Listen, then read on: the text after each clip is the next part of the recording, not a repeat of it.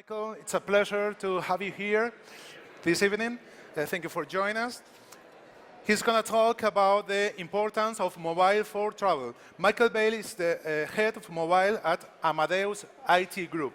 Thank you so much for joining us today, Michael, and all yours. Great, thank you. Thank you. Can you hear me? Is it on? Can you hear me okay? Great. So I know I'm between you and gin tonics, so I'll try to be as brief but informative as possible. It's a very unusual layout, so I apologize if I look away one time or the other, but hopefully you can see the content. Feel free to ask questions at any point. I'll probably speak for about 20 minutes and then entertain questions at the end as well. So first, I want to set up why is travel and mobile quite exciting for us at Amadeus, and also exciting for me personally. If we look at the addressable market, just in this year alone, 2015, we see 100 billion, with a B, in revenue. These are people booking their travel experiences on the mobile device. What's equally interesting to us is the demographic is very different than the online and desktop world. It skews much younger to the millennials, particularly those ages between 18 and 34. As I think all of you can understand, 87+% of travelers have a smartphone with them. And what's most interesting, and perhaps the most disruptive, is those who have those smartphones are using them when they get to the destination. They get to Madrid, they call a Cabify. They get to New York, they look up a hotel tonight. And we'll talk about that phenomena in a moment. So what are these consumers desiring in this new world? Well, they want a personal experience. They want it to be very easy. They want it to be seamless. They want it to interact with their desktop experience. And they want it to be contextually relevant. So for example, if you arrive at Madrid airport and are given an opportunity to use an Uber, that's not very helpful because Uber does not operate in Spain.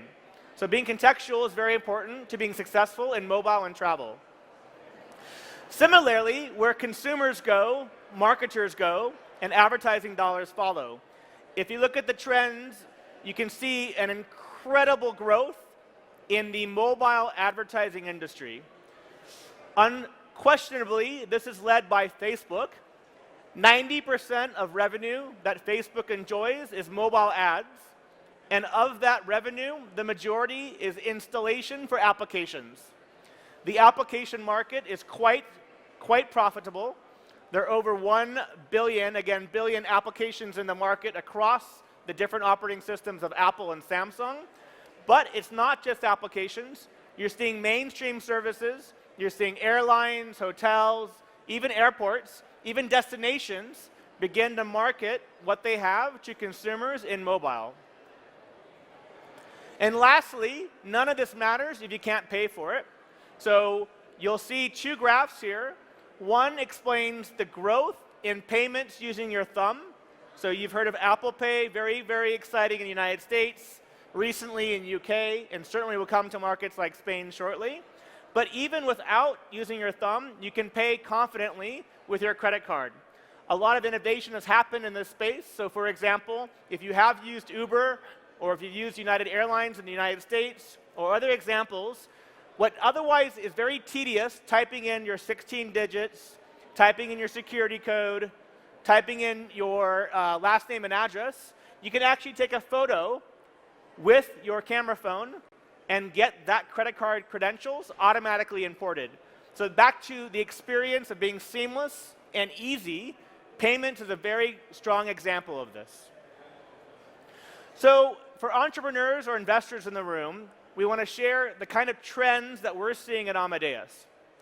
So this is a busy slide, but the importance behind this slide, if you think about your own experience as a business traveler or a leisure traveler, traditionally the minute you book your airfare, you get an email confirmation. Normally, that is the last point for which you have an interaction with your travel agent.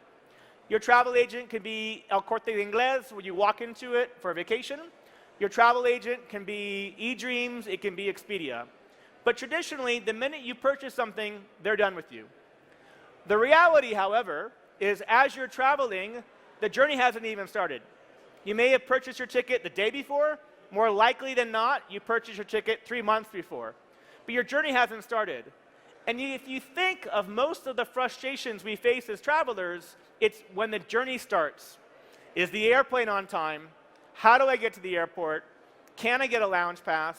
Can I pass security faster? And on and on and on.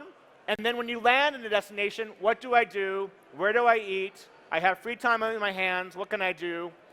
What content and tours can I take advantage of? So mobility clearly plays a role in advancing our consumer experiences with travel because of the travel agents traditionally ignoring us after we purchased the airfare. So looking at it a different way than linearly, we look at, again, a busy slide, in a circular form. We think there's opportunities in Amadeus as a company in the hub of this ecosystem are empowering our travel agents to take advantage of this 360. So the minute that the transaction completes, I purchase my airfare, does not mean that's the end of the interaction between the travel agent and the traveler. Rather, there's a life cycle that's continuous, where either through the travel agent's own means, or more likely than not, through entrepreneurs like yourself, and I'll put a little landscape against this, we see a wealth of innovation in this space. You see over 30 logos here representing a number of interesting ideas, a number of compelling opportunities to tackle this space. This space goes everywhere from awareness, hey, have you visited Aruba, to consideration, to packaging and actually booking, to explaining what you do when you arrive there, destination services, and then even fulfilling an opportunity to come back, to share your experience with your friends, this concept of retention and loyalty.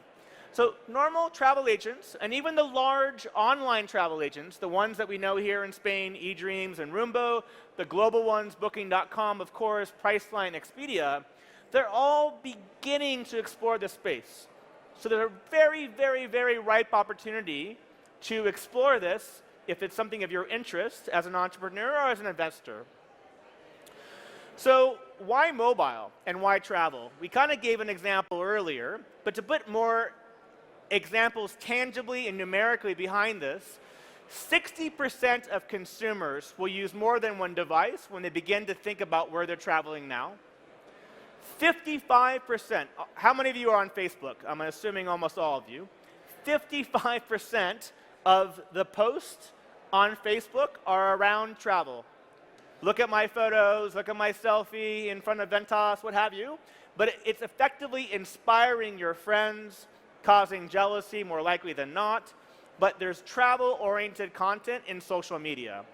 When you look at the timeline of when you traditionally purchase, say, an airfare, and to when and how you do that, when you get closer to the day of, you see a 90% increase in mobile versus desktop. So said another way, there's now a confidence and a comfort 90% larger in mobile for consumers using those devices. Again, for obvious reasons. I'm booking a hotel last minute. I'm trying to acquire a taxi or a private car. I'm looking to book a reservation at a restaurant, or I'm looking to get on a hop-on, hop-off bus tour, like the red bus that goes around Real Madrid. So those of you who were there earlier might know the answer to this, but those of you who haven't heard this presentation before, what, I'll ask aloud, do these 5 companies have in common? And I'll explain what they are. Hotel Tonight, upper left. Move It, a company out of Israel. Waze, the bottom right. Uber, and BlaBlaCar. Any ideas? I can only hear the front row. I literally can't hear anything. So travel. So I'll kind of fast forward. So travel, most certainly. Mobile. They're all mobile only. There is no desktop equivalent to any of these brands. They're all location aware. And none of them existed 5 years ago. Not one. Yet, almost categorically, they are leaders in their space. And they have somewhat altered the concept of supply and demand as we know it. In other words, all of these applications were intently created for consumers who demanded alternative supply. So let's walk through a few as examples. Waze, a crowdsourcing application to help other travelers find alternative routes to congested avenues. Traditionally, at least in the United States, by example, leaving highways in favor of local roads that left by themselves, a consumer would have no ability to navigate, but through the power of crowdsourcing and the easiness of the application, finding alternative routes. Hotel Tonight, same thing. Same exact supply as normal hotels, but distressed hotels. These are hotels that have not sold their inventory on the day of, and Hotel Tonight initially was the only company to aggregate them, and now their competitors have followed suit. Uber, of course, everybody knows their success. Very controversial, perhaps, how they've approached it, but no questions, consumers wanted an alternative to the taxis, to the traditional, my gin and tonic, thank you, my friend. No, it's a Tom Collins. Oh, of course. This is my friend Sanford, by complete coincidence, happens to be in Madrid and plays my bartender at times. Thank you. And then lastly, BlaBlaCar. BlaBlaCar was something I had never heard of. I thought it was a joke. It's a company that's raised over $200 million, so no joke. And it's all about crowdsourcing for sharing automobiles. So if I'm going from San Sebastian to Madrid, I can look up BlaBlaCar and find out other drivers who are driving. They charge me nothing compared to a taxi, certainly nothing compared to an airplane, and even cheaper than a bus. So you're seeing massive disruption. Move It is a firm out of Israel. Israel, to me, is a fascinating place for innovation. There's a wonderful book called Startup Nation that describes, more than even Silicon Valley, the culture and the intensity of entrepreneurialism in that country. What is Move It? Move It is crowdsourcing and taking data that was otherwise very privileged, that the cities only used to manage, to figure out alternative transportation routes. More likely than not, by example, everybody in London knows the tube. They know how to get around the subway, they live it, and die by it. And they die by it because often the tube has strikes. But if you ask someone who lives in London, do they know the bus route? Almost no one does. So Move It takes data that was otherwise fairly obscure, and even better than Google Maps, makes it usable. And makes it usable in such a friendly manner that in less than 2 years, they've acquired 25 million users. And more interestingly, they have now created a community. They've created a community where maybe it works in Madrid, but it doesn't work yet in San Sebastian. So they invite people who live in San Sebastian to get involved, to participate in creating this content for them. As a result, they have 900 cities backlogged, waiting to launch. They're launching at least one city per day, and they're going to amplify that. In fact, their CEO, I believe, was here giving a keynote yesterday or today. A marvelous company disrupting the travel mobile space. Other things we're seeing in the hotel space are quite fascinating. Hotels for entrepreneurs are traditionally the first place you enter as a startup.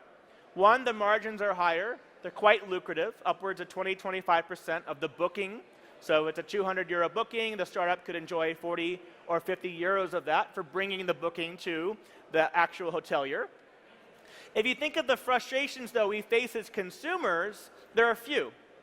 How many of you have purchased a hotel room that was non-refundable and you were unable to show up at the hotel?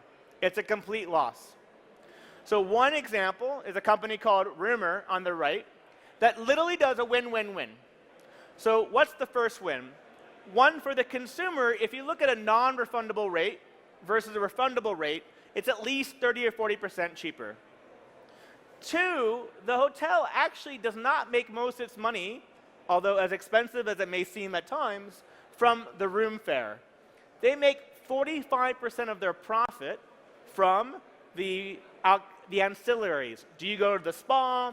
Do you have a drink at the hotel lobby? Do you use their taxi services, etc.? So when you don't appear at their hotel, you have no chance to spend money. So this particular company offers for a very, very little fee, usually 3 or 4 euros, on top of your non-refundable booking, insurance, effectively, that should you not be able to make it, no matter the reason, not the usual travel insurance challenges we face, but no matter the reason, they will refund your money upwards of 70 to 100%. So this company is out of Israel as well, in seeing fantastic growth within Israel and going international shortly thereafter. Another frustration we have, if you've been at this event most this week, you know we're coming across a holiday weekend with Columbus Day on October 12th. And it's quite congested from my understanding. I happen to live here, so I haven't experienced this. But when you look to book a hotel for, say, 5 nights, it may not be available. More often than not, that's the response the hotel gives you. Why? Because it's looking at a singular room, assuming you probably want to be in the same room, logically, for the same duration. So this company called Splitty is looking at it differently. It's suggesting, well, I really need to be in the city for this duration. I can tolerate having to move a room. I can be flexible in the same hotel of going from one floor to the other. So it's a different way of looking at the same inventory to help a consumer experience. And then lastly, there are a number of companies that are trying to compete against Google effectively. And why do I say Google? The majority of the travel industry, especially in hotels, they rely on Google to find consumers to book at their hotel.com. If you do any query, say Madrid Hotel or anything else, you're more likely than not see Google, you'll see Booking.com, Priceline, you'll see all of the travel agents, but rarely will you see NH Hotels, rarely will you see Barcelona, rarely will you see the Marriott. It's just too competitive. But because of what we described earlier, 20% of the hotel booking fee is often shared with these travel agents and these new startups. There are companies whose sole goal is to find consumers at a cheaper alternative to Google, these aren't search engines, and effectively allow the consumer to book on the hotel.com site directly. And one way that consumers would do this is if they had confidence that that rate at hotel.com was indeed the cheapest. So one example on the left here with Price Check is a disclosure. If I'm at hotel.com, I can see that this hotel is indeed offering me a price that's at parity, if not cheaper, than the brand names I know of, like Booking.com, Priceline, and Expedia. So all of these are meant to share examples that even a year ago did not exist and are all solving consumer inconveniences, are respecting the business models of the travel industry, and are seeing incredible growth by being very focused, mobile-specific, and easy-to-use oriented. So if I were to summarize the opportunities for startups, I would look as an entrepreneur and ask myself, what frustrates me? Most successful companies, look at Uber as an example. Travis was not able to figure out how to get a taxi in Paris. He was frustrated why he could not just call up a taxi on his application. Never existed back then, 3 or 4 years ago, or if it had, it was very regional or very local in focus. And that frustration now is a multi-billion-dollar business. Look for an edge. Look for a unique value proposition, maybe by focusing on a market, focusing on a technology, focusing on an execution. Focus as a result of this. Don't be afraid to fail. This is interesting to observe, having been in Spain only 10 months. There's absolutely a conservatism in Europe versus the United States for trialing and erring. It's very easy to fail, and more likely than not, you will. But take advantage of that. Implement things like A/B testing, constantly ask your consumers for feedback, explore with your friends these ideas, but do not be afraid to fail. And lastly, empathize. What I mean by empathize is that, like this conference, it allows both entrepreneurs, investors, and larger companies to interact. Amadeus, and our colleagues are here as well, is very helpful to the travel ecosystem. We have hackathons, we have application interfaces that developers are welcome to use to try things with us. And many business owners within Amadeus will likely see ideas that they want to adopt. But what I mean by empathize is realize two things. One, big companies move very slowly. As impassioned as we may be as individuals, there are bigger things behind the company. Amadeus, by example, is 15,000 people. Google is close to 100,000 people. So have respect. It will take time to close a deal, to close an investment, to close even a pilot. And secondly, appreciate that once you have a connection with an individual, you have that commercial sponsorship, that eye-to-eye relationship, that particular person effectively is your advocate. You don't really need to negotiate any further. They're your champion. So realize while things move slowly, they're there as your angel in disguise, and behind the scenes, they're trying to bring the business to a closure, to an adoption, to a business unit. They're really doing your job for you, but it's a job you could not do yourself without being inside the bigger company. So don't lose your respect for empathy. Two last things. One, do not forget what's unique about the mobile device. Everything we talked about was consuming content. We gave one example about the credit card where you're taking advantage of the feature of the phone. But do realize that the phones are composition devices. You're all texting right now, you're taking messages, you're doing photos, you're composing content. Taking advantage of composition, I don't think personally has been very well exploited. And the way I look at this, all of us certainly have used Google, and more likely than not, many of us have used TripAdvisor. And if you're in any destination, and even if you want to look at any restaurant, look at the complete delta in the liquidity, in the volume of users writing reviews. TripAdvisor and Yelp and companies that had that focus are incredibly proficient. Millions of reviews. In more cases than not, with Google, as giant as they are, they have not had that many reviews successfully completed. So if you look at the space for real-time feedback and you look at the space of travel, all of us have had frustrations, all of us have had good experiences. I have a belief that there's an opportunity somewhere for composing content more swiftly, more politely, and more effectively in travel. The second thing, of course, that cannot be ignored, by nature of the mobile phone, it is a phone. Appreciate and embrace the opportunities of social.